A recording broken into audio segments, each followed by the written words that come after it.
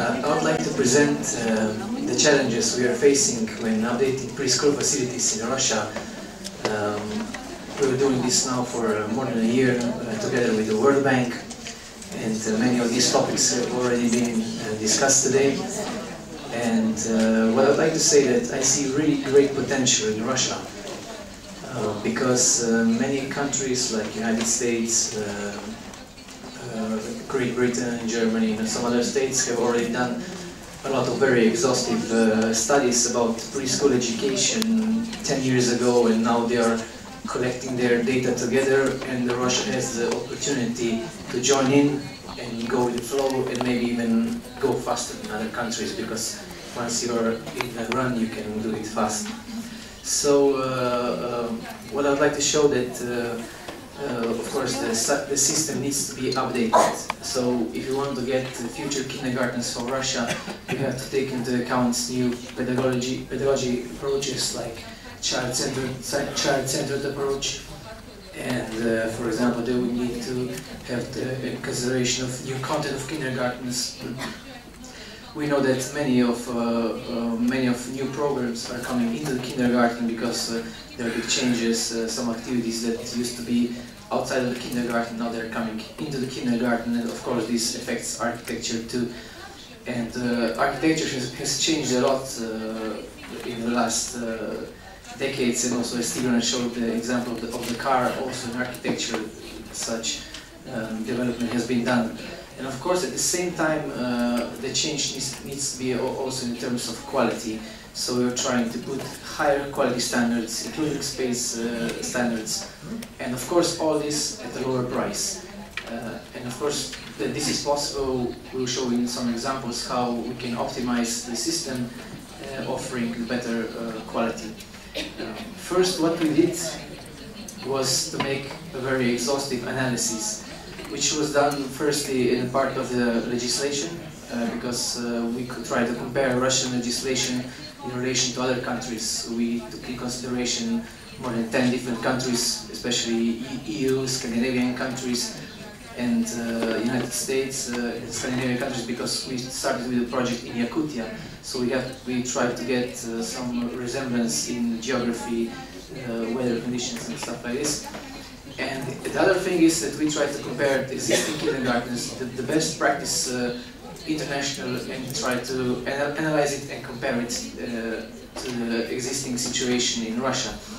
So our goal was to prepare some guidelines, because we believe that if you have very good guidelines, it's like having a very good recipe. So if you have a very good recipe, then the meal should be good if you prepare it in the front. So we are trying to now include not just the architects, but also World Bank has provided specialists in pedagogy. We try to get as much as inputs possible from all the fields in order to make quality guidelines as a set for the future kindergartens in Russia. Of course, we also have some consultants in construction, in economy, so this should be very good prepared. So we already talked, and Hannah mentioned the space standards, and of course legislations between countries, they vary a lot. Some of them, for example, you can see there in France, there is no requirement for outdoor spaces per child. So there are many different things, but when we were trying to optimize the Russian legislation, we tried to do some medium standards. So we tried to see where in Russian legislation we can do some optimizations without hurting the quality of children. So if we saw that there is less toilet sinks in Denmark and in Britain, so we said, okay, we'll put one more and we'll still have optimization on the standards of sanitary equipment, for example. So the next was analysis of existing kindergartens in Russia. We did quite a lot of analysis, and we found out many of issues which can be solved with a smarter approach to architecture. So, for example, we found out problems in clustering programs. For example, there were very installations were aside, so we had some problems there. Then we had some problems with the use of space, because we found some spaces which are not very good used. We found some problems in some activities which can be joined. We found some activities which can be outsourced, and then could be a very flexible system of outsourcing some activities. For example, if we can join this with some other places, like I will show later. Also, in terms of design, we found out many problems in construction, in the basic frame, and the design in some details, which are at the end more expensive, but the problem is that the effect is not so efficient. So based on this whole analysis, we made some targets, what we want to do and what we want to achieve, and we said that we want to reduce the unused spaces. The next thing is we want to increase actually the spaces that children use, because as I will show later, like sleeping rooms, and there are many other places where children use for a very short period of time, and of course someone has to do it, someone has to pay for it, and it's not efficient. And especially we had very big focus on multi-use of spaces. We especially proposed for the new legislation to allow many different multi-use of spaces, because not just within the kindergarten to say, oh, this room can be used also for other purposes, but not also outside of it. So we tried to, which programs can be mixed. For example, we already seen examples of elderly dorm to be joined with kindergarten, or there can be a library, there can be many things where kindergarten can be established within existing structures also. So it means, because the number of children is rising and falling, so in this way the flexible system could be done also in some other buildings, but of course we had to have some quality criteria for that. And of course we wanted to put the new pedagogy approaches, because the children who are born now, they are children of future. They will do maybe completely different things as we do today. So we have to prepare them to be open, to face the challenges, to make things differently. And we've seen a lot of presentations today, which are all supporting this part of the presentation. And of course, we will try to lowering the costs, because we found out that some costs are surprisingly much higher than they should be, and we want to introduce higher spatial standards and optimize the construction architecture. So I will just show you now two examples of places. We just have some image of what we're talking about. So these are sleeping rooms. We found out in some kindergartens that sleeping rooms are even bigger than playrooms, and they are used for a very low period of time. They're there for one use only. And so we did a proposal that, because the thing is that we have to respect the existing sanitary regulation and legislation of Russia. So what can we do? We have to respect it, and at the same time we can do some, with help with some technology, we can do some tricks, as I call them, to go around it. So this way we have a playroom and sleeping room, and the thing is that we want to unite it in order to get more space, and the higher number of children can be enrolled immediately. So starting from today, there can be more children enrolled.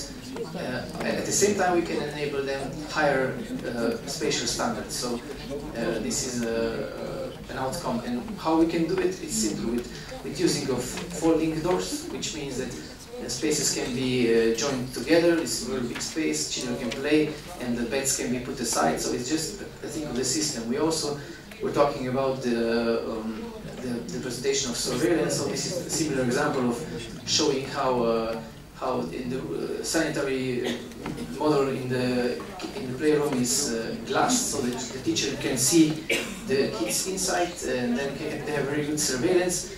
At the same time, the space looks bigger, so the feeling of the space and the quality of space is bigger at the same time. So, because of course the sanitary regulations and fire protection laws are very strict, then we suggest using the fire protective curtains, which is just a technology. Technology should help us solve the problems. Another example already shown today is this typical kindergarten situation in the corridor. Of course, the corridor is very limited, and you can do nothing. According to fire protection, you can do nothing in the corridors. So children have very low orientation. There are just doors, doors, doors, and of course we find this as a big problem. It's unused space. Somebody has to pay it. Somebody has to heat it up. So we try to avoid it, and I'm sure that we will see some examples also today. We try to make zero corridor approach, meaning that some spaces can be done in one public space. So that's why, because if a corridor has a problem with fire regulation, you say, no, then we just make a public space, a central playroom, because no law says that you cannot enter to the playroom through the public space, and at the same time this public space, this central public space can be an extension of the playroom. So this can be very good correlation with what you're doing. And we found that many examples of, for example, theaters, sports rooms, any special rooms which are half of the time empty, very big spaces, quality done, but the use is very low. And so we can do, for the same money, we can make bigger places, quality equipment, and we found out that between 20 and 30% of the costs can be reduced. So meaning that for 4 kindergartens you can get one for free. So it's a special offer for today. So the spaces, this is one example. This is still a corridor, but I'm showing how a corridor, if it's arranged, it can be a place for communication, special nooks for children, and of course the bigger spaces we propose is to have a multifunctional space that serves for various activities. They can be playing, learning. They can be also in relation with the parents. So parents can come and they do some stuff inside. For example, there can be some other activities like yoga classes or anything, painting classes for the elderly. You can join this place and open it to the society, as well as kindergarten playground. It can be for not just for children involved, but also for people to enjoy the green park areas of the kindergarten. So another example is how to, because many kindergartens in Russia, they have a theater inside. But as you see in the picture, theater can be done in a hallway. It's very easy to do it. It's very cost efficient. You can have on the podium, you can have storages and just a curtain. So it's very easy to have a very flexible system at very no cost. And at the same time, you can have the auditorium, which is a passage to the staircase to the upper floor, and already you create spaces. It's multi-use. More children can attend at the same time, so there are just the benefits. So of course, promoting flexibility and mobility, we are trying to put some things on the wheels, so the furniture, which is a very important issue of the kindergarten, can be moved aside. So the really in quick time, in a couple of minutes, you can assemble a very quality and very different space. What was a theater 5 minutes ago, it can be then just some other thing. So in terms of building design, we're trying to make simple constructions in order to not have just one kindergarten which is the best in the world and very expensive, but no, we want to make 100 very quality kindergartens. We don't want one for the magazines, but 100 for really quality. So that's why we're trying to make articulated design composition, introducing low costs in construction, in the whole procedure. So this is the example which was in Sweden, showing really simple structure using just 2 types of windows, very simple construction, but showing that still the children can look outside, they have smaller window, they have a connection with the nature, so they can appreciate the nature, which is also another level, because we are trying to promote quality materials, good insulation, and eco features like, if possible, solar cells, like collecting rainwater, showing children how to recycle and stuff, because these are the children of future, and the people of tomorrow, they will know, they will accept easily how to cherish and support nature. And of course, the architecture can offer a lot of potentials, and this is, for example, of one kindergarten expressing the active role of children in the procedure, because now the children are more and more actively involved, and so this is like symbolically the child can change the appearance of its kindergarten. They can play with colors. It's a playground, it's a play tool, and at the same time it's a shading element for windows and a facade. And because we have to see, we know that changes are constant, and we have to, the children have to accept that the changes are things that are happening all the time, and we can insert this already in the architecture, while the architecture is only a supporting frame for all the pedagogy processes. So it's not the architecture for architecture, but it's a frame for activities that happen inside, and in this way I think a lot of potentials. And I'm sure that Russia can do it really good and fastly too. Thank you.